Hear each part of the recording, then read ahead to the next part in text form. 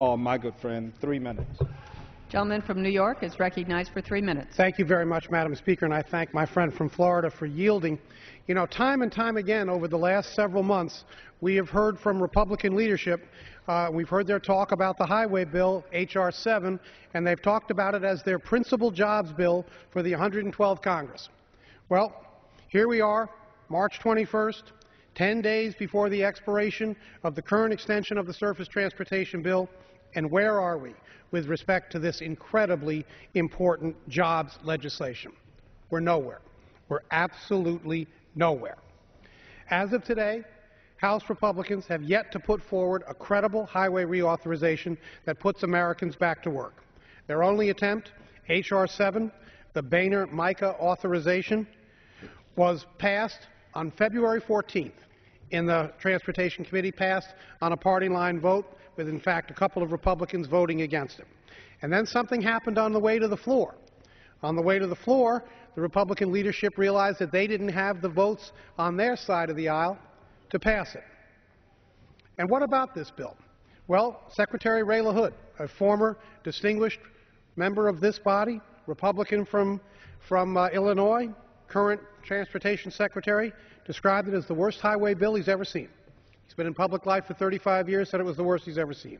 The bill was drafted in the dark of night without any, underline any, Democratic input.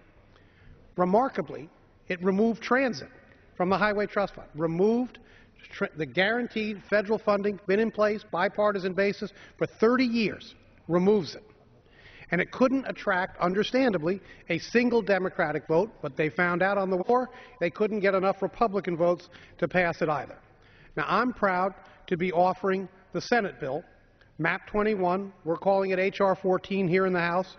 And this bipartisan legislation should refocus the discussion on jobs and economic opportunities rather than the Republican message this week of tearing down Medicare and protecting the 1% at the expense of middle-class families.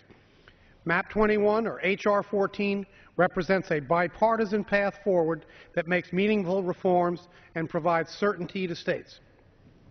MAP 21 passed overwhelmingly in the Senate with a bipartisan majority. As you heard Mr. Andrews say, 3/4 of the Senate voted for this bill. It's fully paid for, something that the House Republicans seem unable to come close to achieving, and the MAP 21 H.R. 14 pay-fors are less controversial than the pay-fors in the House Republican bill. It's been estimated that this bill will save 1.8 million jobs and create up to 1 million more jobs. During a weak economic recovery looking for a jump start, why aren't we passing this bill? Why aren't we even debating this bill? Why are we 10 days away from the expiration of the current extension and there's no plan, underline, no plan in this House to move forward? Is H.R. 14 the silver bullet to our surface transportation needs? No, it's not. Can I have an additional minute? I yield the gentleman an additional 1 minute. Gentleman's recognized for an additional minute. Thank you very much, and I appreciate you yielding. There isn't a silver bullet when it comes to our infrastructure needs. I and a great many others would prefer a 5-year bill. But given the hyper-partisan fashion in which the House Republicans have advanced H.R. 7 and some of the deeply flawed proposals included in their bill, H.R. 14 is the only proposal out there that currently Democrats and Republicans can stand behind. Democrats will not wait around for House Republicans to pander to their base and chase ideological extremes. Americans want jobs and safe bridges. The Senate passed the biggest job-creating bill in this Congress by an overwhelming bipartisan margin.